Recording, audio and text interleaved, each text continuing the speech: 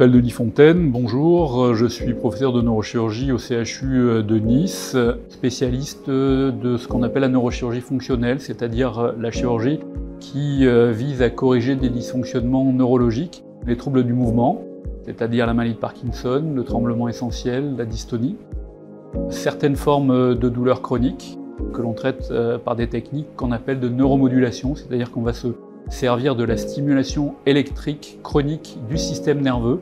pour corriger ces dysfonctionnements. La précision du système robotisé est de l'ordre du demi-millimètre, c'est-à-dire que la marge d'erreur est de 0,5 mm, ce qui est extrêmement précis. Ce type de système robotisé peut également être utilisé dans d'autres opérations pour lesquelles on a besoin de la même précision, par exemple utilisé pour les biopsies de tumeurs cérébrales ou de lésions qui sont situées à l'intérieur du cerveau. On fait une IRM ou un scanner préopératoire et on se sert du robot de la même manière pour déterminer où mettre l'aiguille de biopsie. On fait un petit trou et le robot va nous guider sur la trajectoire pour mettre exactement au millimètre près l'aiguille dans la lésion. On en prend un petit bout, on l'analyse et on referme. Enfin, l'autre utilisation possible de ce type de système robotisé, c'est d'implanter de la même manière des cathéters à l'intérieur du cerveau qui vont pouvoir délivrer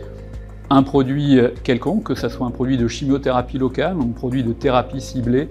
pour certaines tumeurs cérébrales, ou au contraire des produits neuroprotecteurs qui vont pouvoir lutter contre certaines maladies neurodégénératives. Ça, pour l'instant, c'est du domaine de la recherche et c'est exactement le même genre de systèmes robotisés qui sont utilisés du fait de leur très grande précision.